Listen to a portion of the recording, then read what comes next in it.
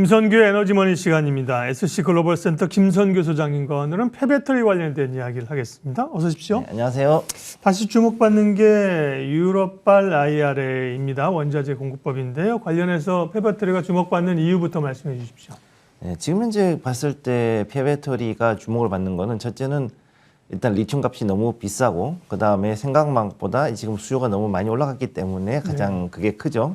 그런 가운데 지금 이제 있는 것들이 이 폐배터리를 이제는 재활용을 해야지만 이 공급량을 어느 정도 맞출 수 있는 상황이 왔고 이제 조금 있으면은 대략 이제부터 2025년 정도부터 했을 때는 본격적으로 전기차에 폐배터리가 이제 나오는 시점이 되니까 그래서 이걸 위해서는 결국은 이제 그만큼 폐배터리를 가지고 재활용하는 그 시스템이 지금부터 준비가 돼야 되는 상황이고 다음에 이것이 또 현재 IRA의 공급망 리스크를 또 피해갈 수단으로 지금 사용이 될 수가 있다고 보시면 되겠습니다.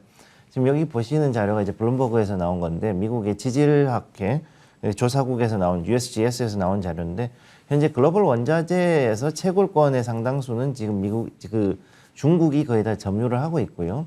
그래서 이거는 지금 1990년대부터 2018년대까지 거의 한 30년 정도 기간 동안에 여기 어떻게 변했는가 요 추이를 보여주고 있습니다. 근데 재미있는 게 뭐냐면 요 왼쪽에 이제 위에 보시면은 여기에 리튬이 있는데 리튬이 채굴권은 굉장히 크지만 거기에 비해서 생산하는 양이 생각보다 중국이 좀 적다는 걸 알 수가 있고요.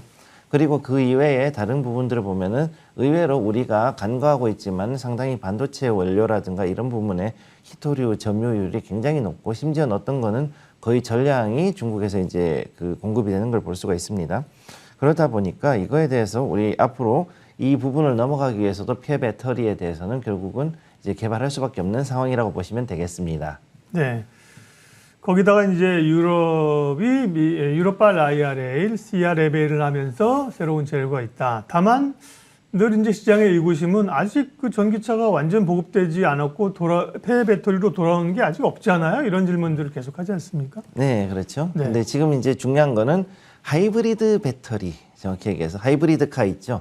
거기에 들어있던 배터리들은 이제 거의 보통 한 7년 정도 지나면은 그때부터 폐배터리로 취급을 합니다. 하이브리드 차는 보급된 지가 꽤 됐죠. 네, 그러니까 하이브리드 차에 있던 그 얼마 안 되는 그래도 한 12에서 한 15kW 정도 되는 요 소규모의 이런 폐배터리들은 지금부터 이제 나오기 시작을 하는 거죠. 그래서 이런 것들 때문에 올해부터도 이제 서서히 전기차 폐배터리가 나오기 시작할 거고 앞으로 이제 2024년 그러니까 내년부터는 이제 거의 테슬라를 비롯해 가지고 나왔던 그 전체적인 전기차들에서 배터리가 이제 나오기 시작한다는 얘기입니다. 그래서 여기를 봤을 때는 이제 그 폐배터리에 대한 그 재활용에 대한 방법이 우선은 그 자체를 가지고 재활용하는 게 있고 그다음에 제가 지난번에 말씀드렸던 건식 그다음에 습식 재활용 방법을 이용한 배터리를 부순 다음에 그 안에 있는 각종 그 물질들을 그거를 다시 회수해서 쓰는 방법 두 가지로 나오게 되고요.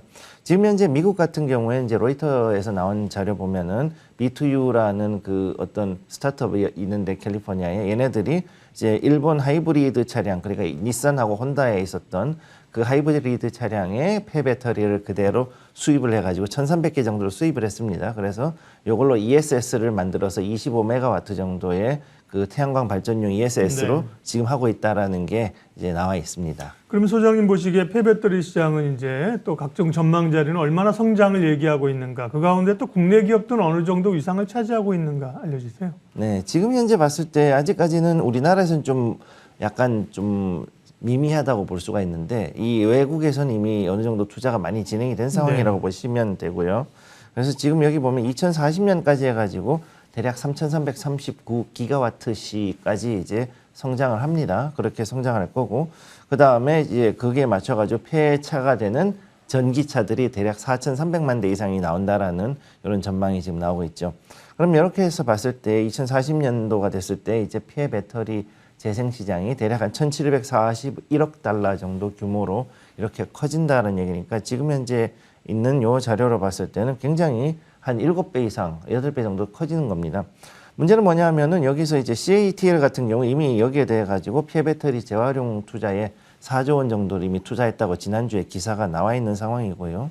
그런 가운데 이 부분에 대해서 앞으로 비아디나든가 니오 그다음에 X펀 같은 C펀 같은 이런 그 이런 그 전기차들에서 나오는 폐배터리를 최대한 이제 활용할 계획을 하고 있는 데 비해서 아직 우리나라는 좀 준비가 많이 미미하다고 보셔야 됩니다.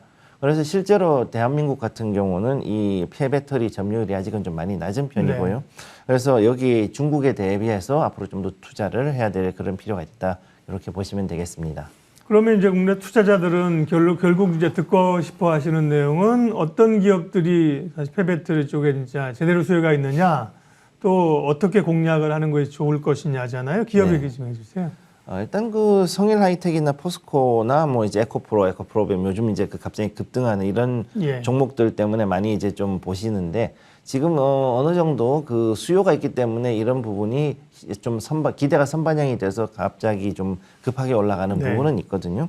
그런데 이제 이거 말고도 이제 정말 중요한 거는 그 습식으로 할 수 있는 업체들을 정말 봐야 되는데 그게 별로 없어요, 사실은. 그래서 이런 부분들을 이제 좀 더 주시해봐야 되는데 이 제영텍 같이 이런 그 아직까지는 비상장이지만은 네. 배터리 재활용 업체로서 이제 상당히 습식 기술을 가지고 있는 업체라든가 이런 데를 좀 봐야 되고 이런 곳은 또 지금 현재 LG 에너지 솔루션이 현재 대기업의 이 대기업으로서 투자를 해주고 있고 그래서 여기에 맞춰서 합작사를 지금 설립을 하고 있습니다. 그래서 현재 그 SK온, LG화학, 그다음 효성그룹이라든가 이런 여러 그 대기업들이 이 폐배터리 사업으로 지금 계속 들어가고 있다고 보시면 되겠습니다. 대기업들도 다 하고 있죠. 근데 이제 투자자들은 그 가운데 대기업보다는 이 핵심적인 역량이 있을 수 있는 곳이 어디냐인데 비상장 가운데는 이제 제영텍이라는 회사가 이제 곧 IPO를 준비하고 있는 모양이죠. 네. 지금 이제 아마 올해 정도면은 네. 이제 합작해가지고서 여기에 맞춰서 IPO를 들어갈 준비를 할 겁니다. 네. 그렇기 때문에 이런 회사들도 이제 좀 주목하셔야 될 필요가 있고, 네. 그다음 지금 우리가 봐야 되는 건 제가 늘 말씀드렸지만 지금 나와 있는 모든 업체들이 다 건식으로 해서 쉽게 얘기해서 그냥 기존에 있던 폐배터리 부숴가지고 그 안에 있던 양극재나 뭐 이런 그 코발트나 이런 것들을 꺼내는 거는 하는데 문제는 이것들을 이제 정제해서 다시 그 정말로 제대로 다시 재생을 할 수 있는 그런 시설을 가지고 있는 업체들이 별로 없다는 거죠. 그래서 이 미국 같은 경우에 이제 미국의 알버마리라든가 리사이클 홀딩스 같은 경우도 지금 어느 정도 이런 부분에 대한 그 기술이 있기 때문에 이거를 좀 주목하고 있지만 지난주 같은 경우 알버말이 그 실적 발표하고 거의 10% 가까이 떨어졌고요. 그 다음에 리사이클 홀딩스는 아직까지는 상장한 지 얼마 안 됐기 때문에 이 부분에 대해서 조정은 좀 필요하지만 LG 에너지 솔루션이 현재 리사이클 홀딩스를 이제 지분을 가지고 있기 때문에 이 부분은 좀 주목할 필요는 있겠습니다. 단 여기서 봐야 되는 거는 지금은 일단은 어느 정도 좀 조정을 받는 상태이기 때문에 폐배터리 주 중에서는 그나마 아까 잠깐 네. 나왔던 그 고려아연 정도가 괜찮고 그 다음에 성일 하이텍 같은 경우는 눌림 목적권이 조금 유효하고요. 네. 그런 일단 이렇게 보시면 되겠습니다. 네, 김성규 소장님과 배터리 얘기했습니다. 이슈앤뷰 오늘은 여기까지 하겠습니다. 함께해 주셔서 고맙습니다.